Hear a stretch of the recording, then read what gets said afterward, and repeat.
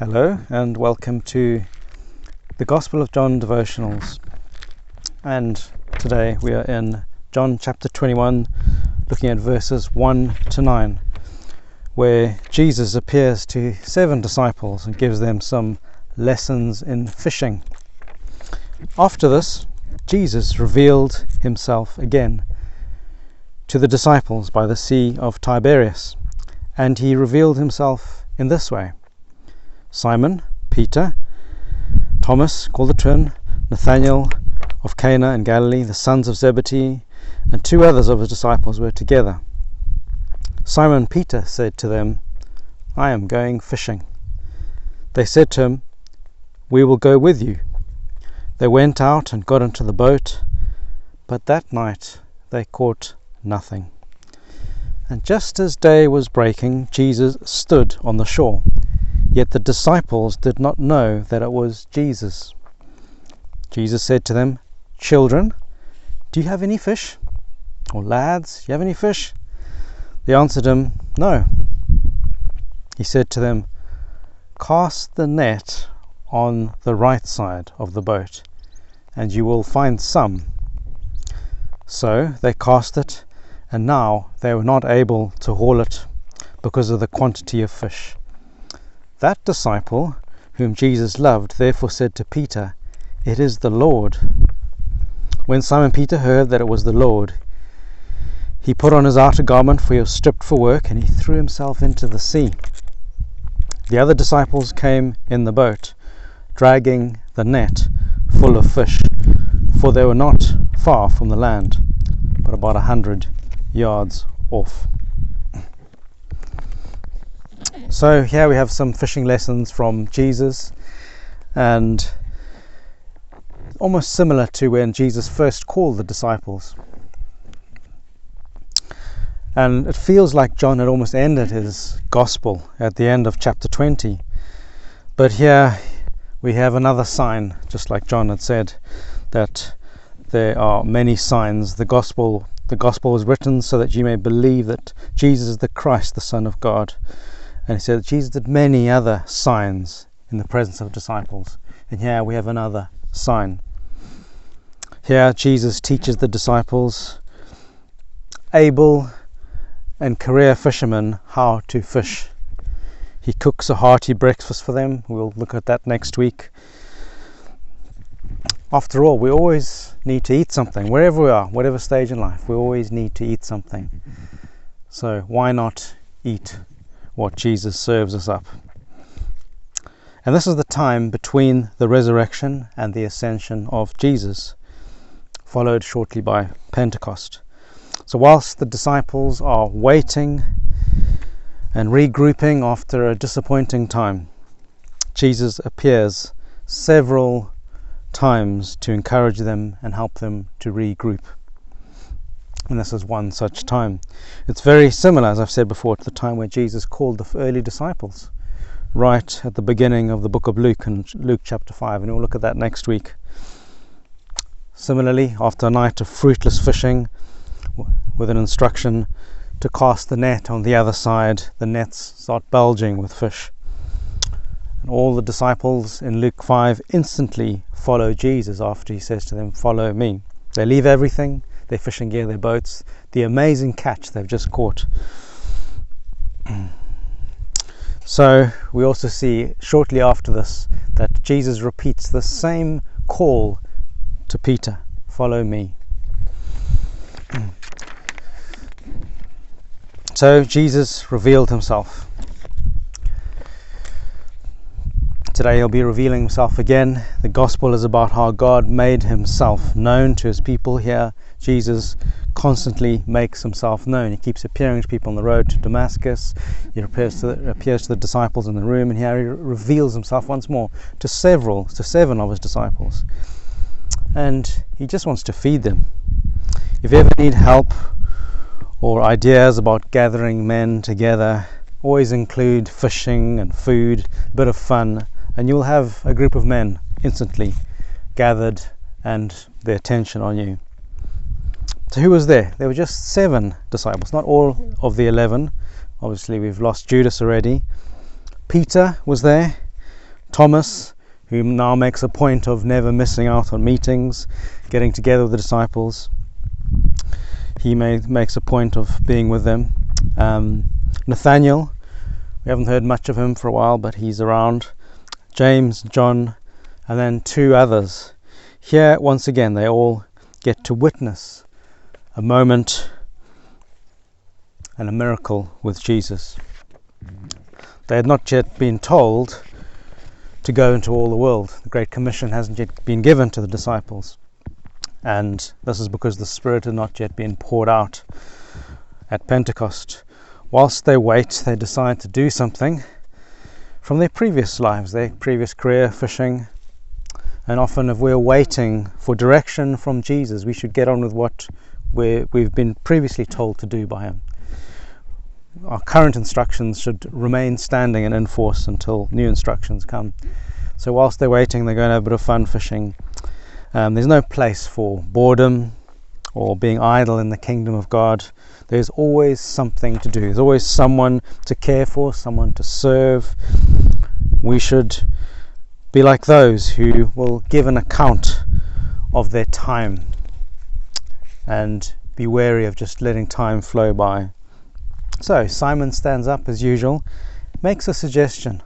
I am going fishing. That's quite a strong suggestion. It's not a question. It's I am going fishing. Often we need someone to initiate things, to get the boat moving. Peter was good at doing things like this. And the response from the other six was, well, we'll go with you as well. That's what happens with faith. It stirs faith in other people. We need faith stirrers amongst us to stir up the church to act and to grow in their faith. And having been recently on a church plant, there was an initial period of a year or two where the idea was mulled over, shall we do it, shall we not? And the momentum sort of sagged a bit. But then a few couples got up and they just moved. They took everything, took their kids, and things began to take place. Peter here stirs the faith of the others. They in turn respond in faith. If someone in your church is a Peter, respond in kind. Say, we will go with you. And that confirms things for them. That further adds fuel to the fire, and the faith of each side, the leader as well as the followers, grows and gets stirred up. Imagine if they had not gone with Peter. They would have missed this remarkable moment, this miracle with Jesus. Anyway, they go with Peter, and what happens? Nothing. They spend all night and they catch nothing. They just maybe talk, catch up, compare notes, complain to each other about what's been happening the last few weeks. We don't know. Often we need to be present, patient, and participating to encounter what God is up to. They could have stopped at any moment and just gone home, middle of the night. Could have been just a night of discouragement where they just stopped and went. That was it. We never know how close we are to a change in events. We don't know when God is going to break through, and we can often give up just when God is about to come through. We need to hang in there like these disciples throughout the night. Stay with Peter, the vision carrier, and you will encounter Jesus. In a sense, they all owned the vision and agreed to the venture. They were rewarded in the morning by sticking it out, by staying through the night, staying with Peter, staying fishing. And just as the day breaks, after a very long night, a stranger appears. They don't yet recognize who this guy is. They don't know it's Jesus yet. And in this cynical age that we're in, we should give some airtime to those who genuinely want to bless us and serve us. Here's Jesus' question to them. Lads, do you have any fish? What's happening? How's it going today? That's what I do when I'm walking around fishing and I see another fisherman. Caught any luck? Any joy? Caught any fish? Compare notes.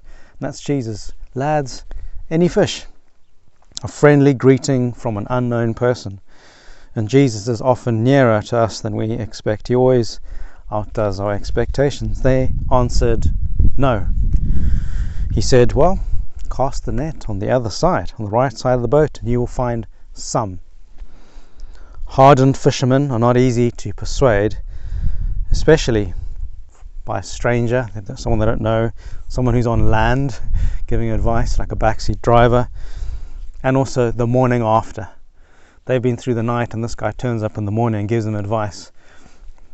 It can be quite hard to take advice from a stranger in that circumstance. They could easily have brushed him aside, but there's something about the stranger that grips them and captivates them. Maybe it was the memory of that very first calling that they had in Luke 5. So they cast it, and now they are not able to haul it in because of the quantity of fish. Instantly it's full of fish. Obedience, simple obedience. No ifs, no buts, no conditions, no time delays. Just chuck the net in and the fish will jump in. And they are unable to haul it in. This quantity of fish is incredible. All night, nothing. One moment, the catch is full. The net is breaking. One command, one simple obedience. And how easy it is to ignore the stranger and just pack up the net and the boat and be discouraged and go home. But instead, with a very different outcome, they choose obedience. And in these we can see an illustration of effective missions. Compare the results to what they've been doing all night in their own initiative. I'm going to go fishing, Peter had said. And they struggled through the night, and yet Jesus comes, and in one moment the net is full. We may try many techniques and methods and try different methodologies and ways of doing things, but if Jesus is not in it, it's just not going to work. And we can compare the early church and even today's third world church. The fastest growing church is not in the West, it's elsewhere, in China, Iran, places like that, compared to the church in the West, which is declining slowly. The biblical church is a growing church.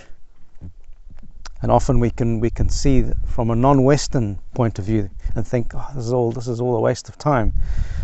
But maybe we need to look at this non-Western church and see these small house churches or small groups of churches led by poor pastors, strong in prayer, strong in evangelism, loving one another, meeting together in small groups and homes, dependent on Jesus, always praying for one another. The Western church, in contrast, is maybe overloaded with techniques and the latest tools and methods and books and full bank accounts and celebrity teachers. We know how to do church, mostly without Jesus, or with Jesus coming or needing a bit of help from us. And so the danger is not all the stuff, all the technology and all that. That's neutral. It's not evil, but it's us depending on that instead of Jesus that is a problem. So we need to just be aware of the danger of depending on the tools. I've been in church services where the equipment is broken down and suddenly the whole service falls apart. Instead of, let's just gather and just start praying, let's just carry on with meeting with God. Somehow the technology just makes God go away somehow. But that's not true. Jesus is always there. So we need to get back to the basics of church life, loving one another, serving one another, reading from the Bible, praying with and for each other, meeting each other's homes. Not be distracted by a string on a guitar snapping or a microphone not working or a video not playing. That doesn't mean that God hasn't turned up. We need to discover, along with the disciples, as they do in the story, how to do mission, how to do church, how to do life again, really simply with Jesus, simple obedience. This time we need to be directed by Jesus. Put the net on the other side. We can spend years, months, decades putting the net on the wrong side, catching nothing, rewarding ourselves and patting ourselves on the back for faithfulness. But yeah, what about listening to Jesus? We must not be led by, or for that matter constrained by, what we have. So much is who we are following, not what we have. So John, the disciple who loved Jesus, declares it is the Lord. He sees Jesus first. And it's amazing. Maybe John was just really near to Jesus. He recognized him. He was the first one. Maybe it wasn't a coincidence that he saw him first. Maybe he had just spent so much time with Jesus, just knew his voice, knew how he looked. He heard his voice and he recognized him first. But it's Peter who rushes to Jesus first. John recognizes him first, but Peter goes to him first. And we need this in our teams. We need people who can recognize the call of God, who can understand, discern what God is doing, but those also to go with what Jesus is calling us to. And he throws himself into the sea, it says. Remember Peter trying to walk on water? Yeah, Peter just throws himself into the sea. We see Jesus at work. We can be passionate, even forgetful of the great catch that we have just waited all night for when Jesus turns up. Here, Peter has been longing to catch fish. Immediately he catches the fish, he sees Jesus, the fish are forgotten. Peter abandons his friends, the disciples who had come with him. He follows Jesus. He's forgotten about his vision. The vision was to catch the fish. Now that's all done. He wants Jesus. He goes straight to Jesus. Peter jumps into the sea. As a visionary, you always need to be following Jesus, not the vision. The flock depend on you to do so. If you're following a vision and not Jesus, it will sink, it will die. When the criticism comes, when the funds dry up, when things are not going well, it'll fizzle. The need does not constitute the call. You need to be plugged into God. He needs to call you. He needs to send you out.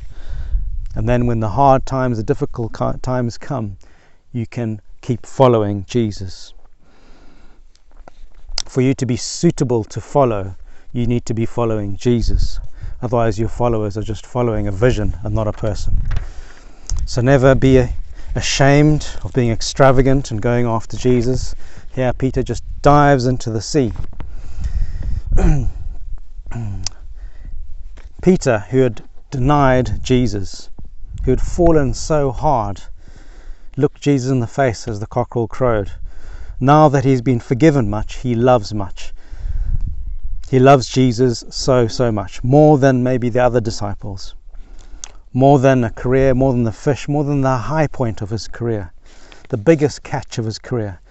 Yet we must also honor the other 6 disciples who wrestled with the fish. They brought the fish to shore. So we